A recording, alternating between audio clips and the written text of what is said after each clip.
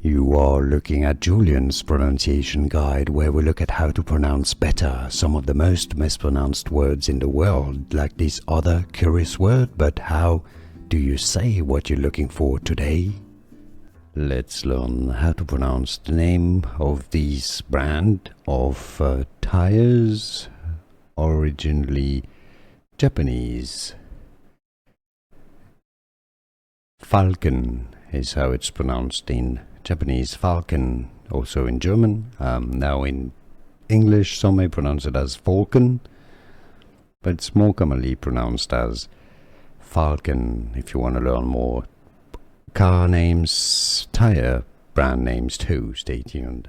Here are more videos on how to pronounce more confusing words and names too many mispronounced. Like this video if you found it useful. I appreciate your support. I'll see you soon and thanks for watching.